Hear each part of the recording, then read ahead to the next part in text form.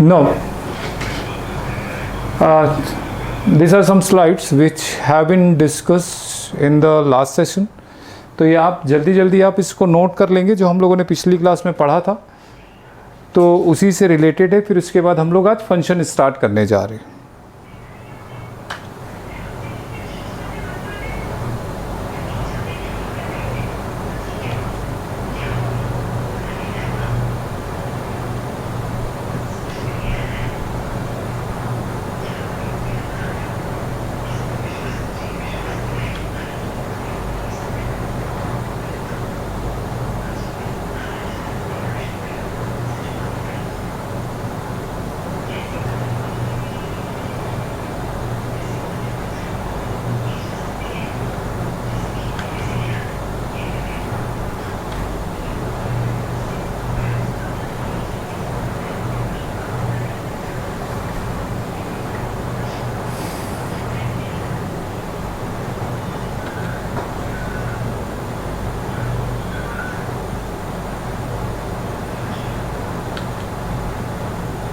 So today we are going to discuss on this particular topics: definition of function, testing of function by vertical line, number of functions, value of function and problem on function. Is it? So आज हम लोग हम लोग आज functions पे discussion करेंगे और finally जब क्लास ओवर लास्ट के 5 मिनट में फिर से आपको ऐसे कुछ स्लाइड्स दिखाऊंगा, तो वो उसको आप अपने तरीके से नोट कर लेंगे।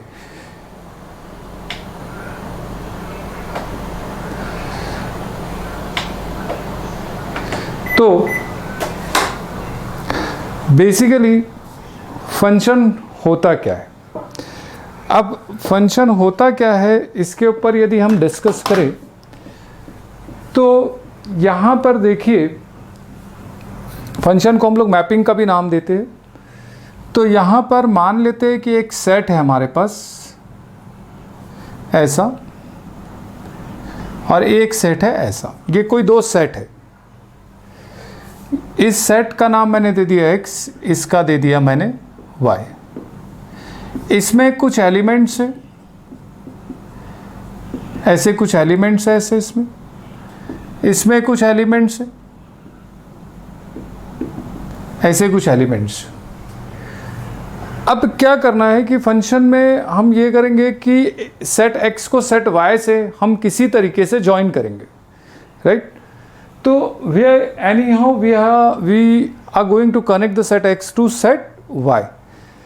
तो अब फंक्शन की डेफिनेशन में ये बोलता है कि जब सेट x के सारे एलिमेंट की इमेज, ध्यान से सुनिएगा आप लोग, है ना, सेट x के सारे एलिमेंट की इमेज सेट y में होनी चाहिए। ठीक है, सेट x के सारे एलिमेंट की इमेज, ठीक। दूसरा, हर एक एलिमेंट की इमेज यूनिक होनी चाहिए, हर एलिमेंट की इमेज यूनिक होनी चाहिए। तो ये दो शर्तें हैं फंक्शन के लिए कि सेट x के सारे एलिमेंट की इमेज क्या होनी चाहिए, सेट y में होनी चाहिए, और सभी x के सभी एलिमेंट की इमेज यूनिक होनी चाहिए। इसका मतलब ये है कि यदि ये x1 है तो ये x1 की इमेज मैं मान लिया थोड़ी देर के लिए y3 बनती है, मान लो कुछ भी, ठीक। x2 की इमेज ये बन गई, x3 की इमेज ये बन गई, x4 की इमेज ये बन गई। तो अब यहाँ पर देखिए, अब यदि मैं ये मानता हूँ कि इसमें 4 एलिमेंट्स है, तो 4 एलिमेंट्स की इमेज, तो शर्त पहली ये थी, क्या थी पहली कंडीशन, कि सेट x के सारे एलिमेंट की इमेज सेट y में होनी चाहिए। तो सेट x के सारे एलिमेंट की इमेज बन गई, ठीक। अब हमको ये चेक करना यूनिक है या नहीं है, ठीक है। तो x1 की इमेज यूनिक है, x2 की भी इमेज यूनिक है, x3 की भी इमेज यूनिक है, x4 की भी इमेज यूनिक है। मतलब कुल मिला के ये एक फंक्शन हो गया, कुल मिला के ये एक फंक्शन हो गया। अब फंक्शन हो गया तो अब इसी में हम लोग कुछ और एग्जाम्पल्स लेते कि अब मान लेते हैं कि फिर से एक सेट है x1, x2, x3, y1, y2, y3, y4 and so on. इसमें 3 एलिमेंट है, इसमें कितने भी एलिमेंट है, ठीक है। तो हम धीरे से पढ़ेंगे कि कहाँ पे कितने एलिमेंट होने चाहिए और कहाँ पे कितने एलिमेंट नहीं होने चाहिए। जब हम काइंड्स ऑफ फंक्शन की बात करेंगे उस समय हम सारी चीज़ों पे डिस्कशन भी करेंगे। अब यदि मैं ये मैपिंग करता हूँ, ये मैंने मैपिंग की, ठीक है, चलो ठीक है, ये मैंने मैपिंग की, क्या ये फंक्शन है? डेफिनेटली ये फंक्शन नहीं है। क्यों नहीं है? क्योंकि x3 की इमेज यहाँ पर नहीं है, इसलिए फंक्शन नहीं है, ठीक। अब यदि मैं x3 की इमेज बना दूँ तो ये फंक्शन हो जाएगा, है ना। अब बात ये आ रही है कि यूनिक इमेज भी होनी चाहिए थी। बिल्कुल है, यूनिक इमेज, x1 की इमेज ये है, x2 की इमेज ये है, x3 की इमेज ये है। तो अब यहाँ पर ये दिख रहा है कि x2 और x3 की इमेज y3 है, हो सकता है क्योंकि यूनिक है ये। y3 x2 के लिए भी यूनिक है, y3 x3 के लिए भी यूनिक। यूनिकनेस का मतलब ये है कि ये फंक्शन है, ये भी फंक्शन है। अब यहाँ पर देखिए यूनिकनेस का मतलब क्या है कि यहाँ पर ये इमेज x और y 2 सेट है और यहाँ पर ये इसके एलिमेंट्स हो गए, ठीक। अब ये इसकी इमेज बना दिया, ये इसकी इमेज बना दिया, ये इसकी इमेज बना दिया। अभी फंक्शन है, सारे एलिमेंट की इमेज यहाँ पर है और हर एक एलिमेंट की इमेज यूनिक है, ठीक। अब यदि मैं इसको ऐसा कर दिया, x1 से मैंने 2 इमेजेस बनाई तो यहाँ पर ये यूनिकनेस खत्म हो गई। मतलब x1 की इमेज यहाँ पर एक नहीं बल्कि 2 इमेज बन रही है, तो इसलिए ये फंक्शन नहीं होगा।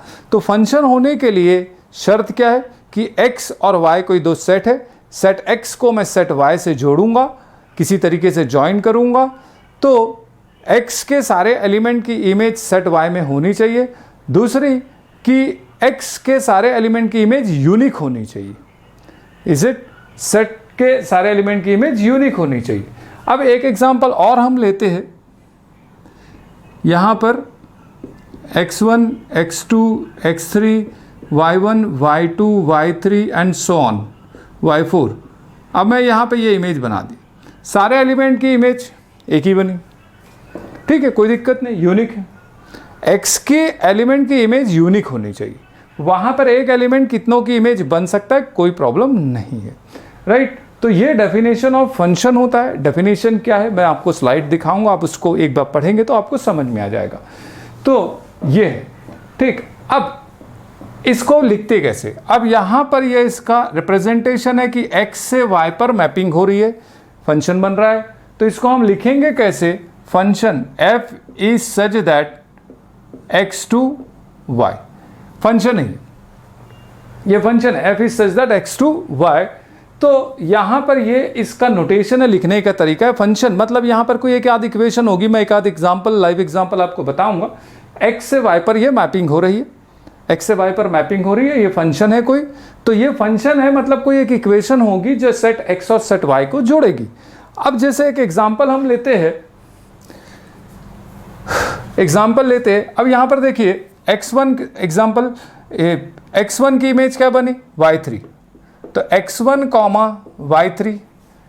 x2 की इमेज क्या बनी? y1, तो x2 कॉमा y1। x3 की इमेज क्या बनी? y4, और x4 की इमेज क्या बनी? y2। तो ये जो हम लिख रहे हैं ये इसको बोला जाता है ऑर्डर्ड पेयर। तो जो पहला एलिमेंट होता है ये फर्स्ट सेट को डिनोट करता है और जो दूसरा एलिमेंट होता है वो दूसरे सेट को डिनोट करता है, राइट। तो दूसरे सेट के एलिमेंट को डिनोट करता है। तो इसलिए इस सेट का जो नाम है इसको बोलते हैं डोमेन। जहां से मैपिंग हो रही है वो पूरा सेट डोमेन कहलाता है, और जिस पे मैपिंग हो रही है उसके पूरे सेट को हम बोलते हैं कोडोमेन। उसके पूरे सेट को बोलते हैं हम लोग कोडोमेन, राइट। अब इसमें बात यह आती है कि कोडोमेन मतलब यहां पर बहुत सारे और भी एलिमेंट्स है, डैश डैश मैंने कर रखा है ऐसा करके, ठीक। अब इसमें रेंज, अब सेट y के एलिमेंट जो इमेज बन चुके हैं उनका जो सेट होगा वो रेंज कहलाता है। मतलब यहां पर ये जो है y1 से y4 तक के ही एलिमेंट इमेज बनी है y5, y6, y7 इमेज नहीं बनी। इसलिए मैं यहाँ पर जब मैं डोमेन की बात करूँगा तो जो डोमेन जो होगा वो क्या होगा, इस सेट के सारे एलिमेंट का एक सेट। तो ये डोमेन ये हो गया x1, x2, x3 और ये x4, ये हो गया आपका डोमेन। ठीक, अब कोडोमेन क्या हुआ, ये जो सेट y जहां पर मैपिंग हो रही है उसके एलिमेंट का जो सेट है वो कोडोमेन है, ये कोडोमेन है। ठीक, y1, y2, y3, y4, y5, y6, y7, ये इसका कोडोमेन हो गया। अब रेंज क्या है, रेंज जो सेट y पर जो एलिमेंट इमेज बन चुकी है उनका जो सेट होगा वो रेंज होगा, उनका जो सेट होगा वो रेंज होगा। तो यहां पर कौन कौन इमेज बना, y1, y2, y3 और y4, तो ये रेंज। तो y1, y2, y3, y4 जो है ये केवल इमेज बनी, इसलिए ये रेंज है। और सेट y के सारे एलिमेंट का जो सेट है वो कोडोमेन है, और डोमेन सेट x के सारे एलिमेंट का कोडोमेन। अब जैसे मैं इस पे बात करूंगा, ये फंक्शन है। अब यदि मैं इसके डोमेन की बात करूंगा तो x1, x2, x3 इसका डोमेन हो गया। रेंज इसका y1, सॉरी कोडोमेन इसका y1, y2, y3, y4 हो गया, और इसका जो रेंज होगा वो रेंज केवल y2 होगा। तो ये जो डोमेन हुआ यहाँ पर ये x1, x2, x3, x4 ये इसका डोमेन हुआ, और इसका जो कोडोमेन हुआ वो y1, y2, y3, y4 ये इसका कोडोमेन हो गया। अब इसका रेंज क्या हुआ, केवल y2 ही इमेज बना था, इसलिए इसका रेंज हो गया। तो ये होता है आपका डेफिनेशन ऑफ फंक्शन, राइट, ये होता है डेफिनेशन ऑफ फंक्शन। अब दूसरी चीज यहां पर मैं आपको भी स्लाइड भी दिखाऊंगा, तो ये है, तो इसको आप अपने तरीके से नोट कर लेंगे। दूसरा, इसको और आसान तरीके से समझने के लिए हम ग्राफ से भी समझते कि फंक्शन कैसे होगा और कैसे नहीं होगा। तो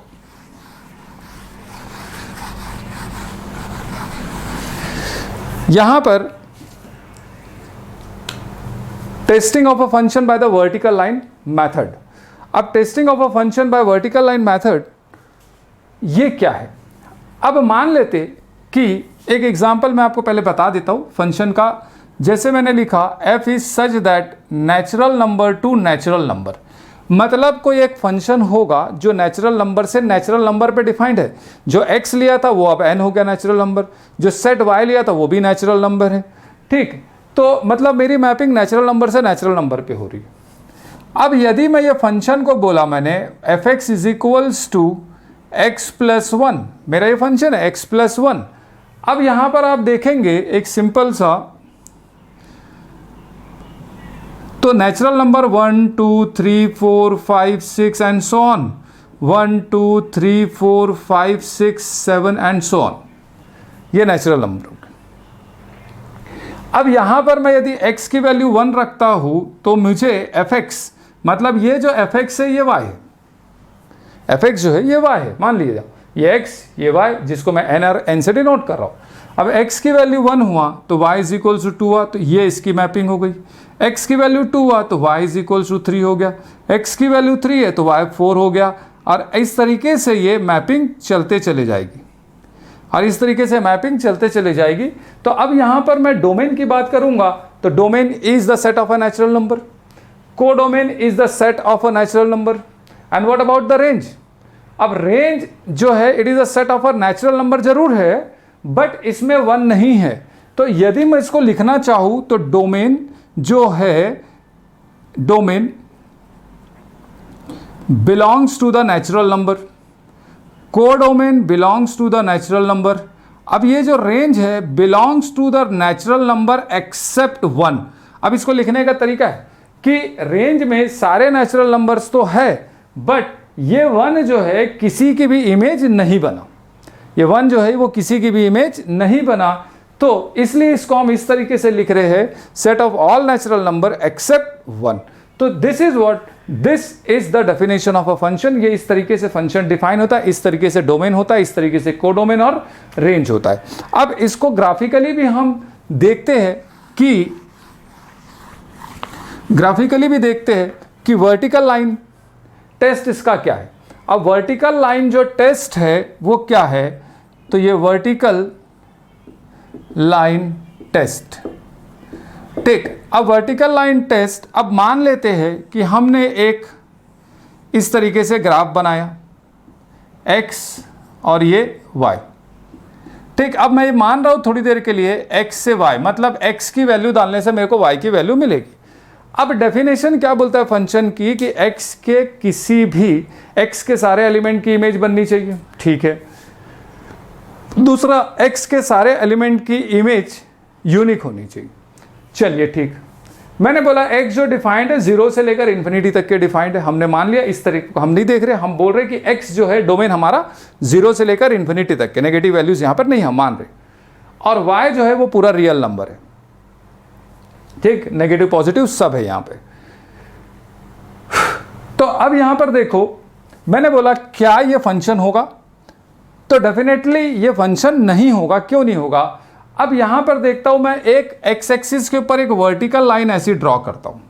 तो एक्स एक्सिस के ऊपर वर्टिकल लाइन मैंने ड्रॉ की, तो हुआ क्या, यहां पर x की वैल्यू मान लो कि यहां पर x1 है, ठीक। तो x1 है, तो ये लाइन इस ग्राफ को यहां पर भी इंटरसेक्ट कर रहा है और यहां पर भी इंटरसेक्ट कर रहा है, मतलब ये y की यहां पर एक वैल्यू मिली और y की यहां पर एक वैल्यू मिली। मैंने बोला y डैश मिली और यहां पर y डबल डैश मिली, मतलब फंक्शन का यूनिकनेस वाला कंसेप्ट यहां पे खत्म हो गया, राइट। तो यहां पर x1 की ये दो इमेजेस मिल रही है, y डैश और y डबल डैश, तो इसका मतलब x1 की दो इमेजेस बन गई। यदि मैं इसकी प्लॉटिंग करूं, इसका ग्राफ, सॉरी, इसको मैं मैपिंग इस तरीके से करूं, तो ये x1 ऐसा हो गया, y डैश और y डबल डैश, ये इस तरीके से। तो ये यूनिकनेस नहीं हुआ, तो इससे इस ग्राफ से मैं समझ जाऊंगा कि ये फंक्शन नहीं होगा, इज इट।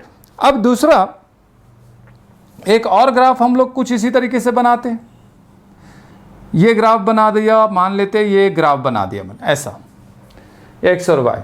तो अब यहां पर देखें आप कि ये फंक्शन है या नहीं। अब मैं इस पे एक वर्टिकल लाइन ऐसी खींच दिया, तो अब मैं यहां पर ये देख रहा हूं कि x की एक वैल्यू के लिए y की बहुत सारी वैल्यू मुझे मिलेगी। ये देखिए y की बहुत सारी वैल्यूज मिल रही है, मतलब यदि मैं इस मैपिंग की इस तरीके से बात करूं तो ये x1 से ऐसी 4 और कई इन्फिनाइट इमेज निकल रही, मतलब ये यूनिकनेस का कंसेप्ट खत्म हो गया। इसका मतलब ये है कि यहां पर ये फंक्शन नहीं होगा, राइट। अब दूसरा एक और एग्जांपल हम लेके देखते हैं, ठीक। अब मैं फिर से एक ग्राफ बनाता हूं।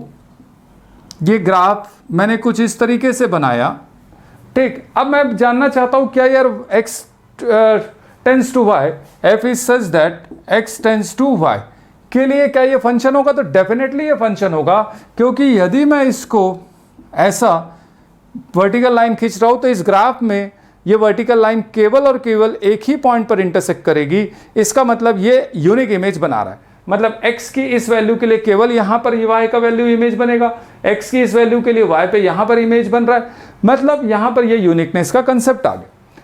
फिर से एक एग्जांपल हम लेते हैं। ये एक और ग्राफ बनाया हमने, और हमने बोला कि क्या अब ये फंक्शन है? बिल्कुल फंक्शन है। क्यों फंक्शन है? क्योंकि इसके ऊपर आप कोई भी वर्टिकल लाइन खींच दो तो ये आपका फंक्शन कहलाएगा, इज इट, क्योंकि यहां पर भी ग्राफ में एक ही पॉइंट पर ये इंटरसेक्ट हो रहा है। अब यहां पर फिर से एक एग्जांपल हम लेते हैं, एक लाइन ऐसी ड्रॉ कर दी, तो अब यहां पर भी मैं वर्टिकल लाइन खींचूंगा तो ये वर्टिकल लाइन जो है वो ग्राफ को केवल और केवल एक पॉइंट पर ही इंटरसेक्ट कर रही है। तो ये x1, x2, x3, x4 and so on. तो x1 की ये y पे यूनिक इमेज बनी, x2 पे y यहाँ पे यूनिक इमेज बनी एंड सो ऑन। इस तरीके से देखिए ये यूनिक बनाया, ये यूनिक बनाया, और इस तरीके से ये यूनिक बन रहा है। तो हर वैल्यू की इमेज आपको यहाँ पर y पे मिल रही है, मतलब ये फंक्शन होगा, इज इट। तो ये वर्टिकल लाइन मेथड है।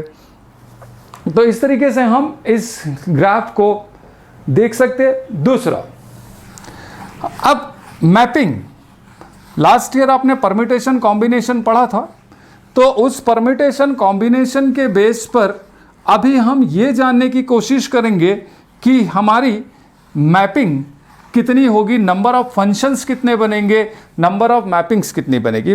मैपिंग और फंक्शन एक ही चीज़ है, तो यहाँ पर ये कितने मैप्स होंगे अब हमको ये जानना है। तो आप थोड़ा सा ध्यान देंगे क्योंकि इससे रिलेटेड क्वेश्चंस आते हैं एग्जाम में, ऑब्जेक्टिव्स में भी आएंगे, कॉम्पिटिटिव वगैरह में भी नंबर ऑफ फंक्शंस पे क्वेश्चन पूछता है।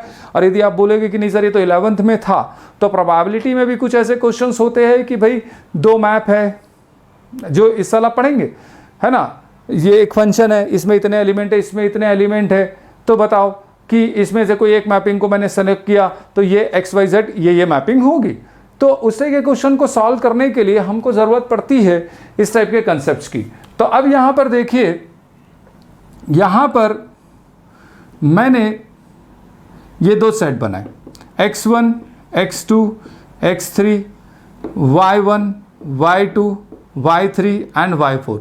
अभी हम डिस्कस कर रहे हैं नंबर ऑफ फंक्शन के बारे में, नंबर ऑफ फंक्शन के बारे में हमारा डिस्कशन है नंबर ऑफ फंक्शन के ऊपर। अब यहाँ पर हम ये जानना चाह रहे हैं कि नंबर ऑफ फंक्शन कितना है। अब फंक्शन की डेफिनेशन क्या बोलता है कि x के सारे एलिमेंट की इमेज सेट y पे होनी चाहिए, दूसरी यूनिक इमेज बननी चाहिए, मतलब एक एलिमेंट की केवल एक इमेज बनेगी, एक एलिमेंट की एक से ज़्यादा इमेज नहीं बन सकती। तो अब यहाँ पर टोटल कितने एलिमेंट हो गए 3, यहाँ पर टोटल कितने एलिमेंट हो गए 4। अब परम्यूटेशन कॉम्बिनेशन हम लगाते हैं, तो अब यहाँ पे देखें कि x1 की कितनी टोटल इमेजेस बन सकती है, मतलब पॉसिबिलिटी क्या है। x1 जो है वो अपनी 4 इमेजेस बना सकता है, x1 अपनी 4 इमेजेस बना सकता है, ठीक है। तो x1 अपनी 4 इमेजेस बना सकता है, x2 अपनी कितनी इमेजेस बना सकता है, क्योंकि फंक्शन में कोई रेस्ट्रिक्शंस अभी नहीं है, तो x2 भी अपनी 4 इमेजेस बना सकता है। x3 अपनी कितनी इमेजेस बना सकता है, ये भी अपनी 4 इमेजेस बना सकता है, ठीक है। मतलब 4 इमेजेस बना सकता है, मतलब एक साथ 4 नहीं बनाएगा, मतलब x3 y1 भी हो सकता है, x3 y2 भी हो सकता है, x3 y3 भी हो सकता है, x4 y4 के साथ भी कनेक्ट हो सकता है, लाइक इस तरीके से। तो आप देखोगे कि हर एक एलिमेंट की इमेज 4 तरीके से बन सकती है। तो परम्यूटेशन क्या बोलता है कि ये 4 तरीके से इमेज, ये 4 तरीके से x1 की इमेज बनी, 4 तरीके से x2 की इमेज बन सकती है, 4 तरीके से x3 की इमेज बन सकती है। तो टोटल इमेजेस क्या बनेगा, तो मल्टीप्लिकेटिव रूल लगाएंगे हम, 4 × 4, तो इट इज 4 पावर 3, मतलब नंबर ऑफ फंक्शन जो पॉसिबल है वो है 4 पावर 3, दैट इज 64, ठीक है। ये 64 इमेजेस बन गई। अब थोड़ी देर के लिए हम ये मानते हैं कि नंबर ऑफ एलिमेंट्स इसमें m है, नंबर ऑफ एलिमेंट्स इसमें m है, और इसमें नंबर ऑफ एलिमेंट्स n है, ठीक। तो अब यहां पर देखो, यहां पे 3 था, यहां पे 4 था, तो यहां का एक एलिमेंट अपनी कितनी इमेजेस बना सकता है, n इमेजेस बना सकता है। दूसरा एलिमेंट कितनी इमेजेस बना सकता है, n इमेजेस बना सकता है। तीसरा एलिमेंट कितनी इमेजेस बना सकता है, n इमेजेस बना सकता है। तो अब ओवरऑल जो नंबर ऑफ फंक्शन या मैपिंग जो होगी वो n पावर m होगी। तो ये आपका नंबर ऑफ फंक्शन हो गया, राइट, ये नंबर ऑफ फंक्शन हो गया। अब जैसे मैं बोलता हूं यहां पर कि यहां पर ये एक सेट है x, ये सेट है y, इसमें नंबर ऑफ एलिमेंट्स 5 है और इसमें नंबर ऑफ एलिमेंट्स 10 है। तो नंबर ऑफ मैपिंग कितनी बनेगी, तो नंबर ऑफ मैपिंग या नंबर ऑफ फंक्शन, तो एक एलिमेंट अपनी 10 इमेजेस बना सकता है, दूसरा भी 10 बना सकता है, तो ऐसा 10 5 टाइम्स आएगा, तो इसलिए 10 पावर 5। तो इस तरीके से ये नंबर ऑफ मैपिंग होती है। तो ये है नंबर ऑफ फंक्शंस का एक कंसेप्ट, है ना। एक और कंसेप्ट मैं आपको बता रहा हूँ, उसके बाद हम लोग अगले सेशन पे मैं कुछ अभी जो पढ़ाया वो स्लाइड्स भी दिखाऊंगा, फिर उसके बाद हम लोग अगले राउंड पे हम लोग इस पे क्वेश्चंस पे डिस्कशन करेंगे। तो अब यहाँ पर देखिए value of function, value of function क्या है। वैल्यू ऑफ फंक्शन में क्या होता है,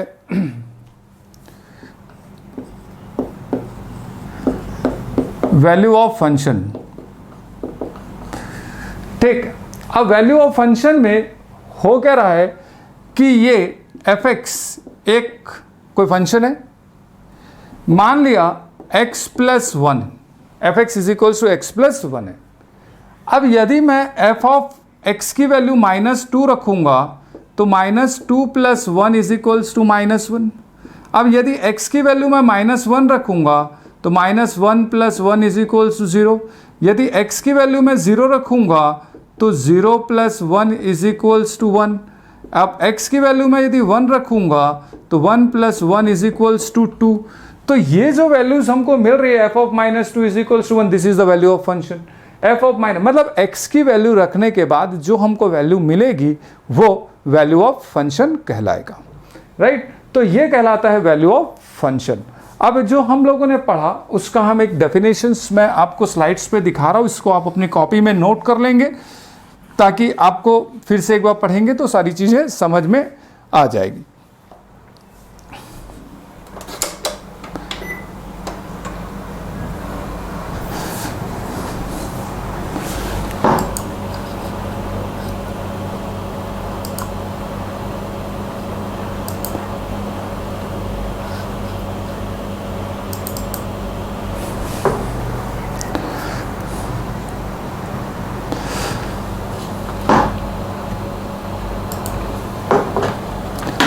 ठीक, तो अभी हम लोगों ने जो डिस्कस किया था वो definition of function, testing of function, number of function, value of function, और आगे चल के हम प्रॉब्लम ऑन फंक्शन का नेक्स्ट डिस्कशन करेंगे।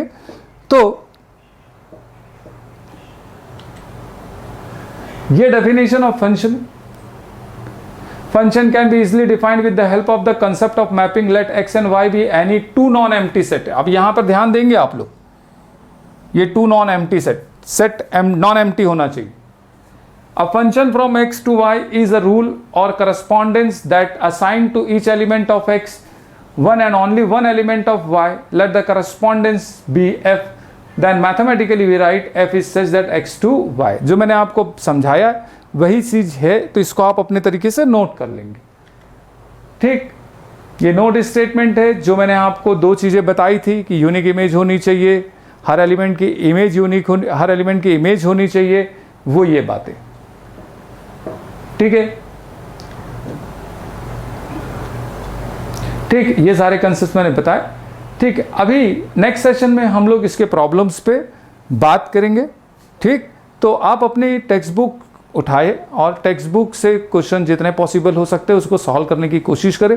इसके अगले सेशन पे हम लोग इसके प्रॉब्लम्स पे बात करेंगे। Right, thank you.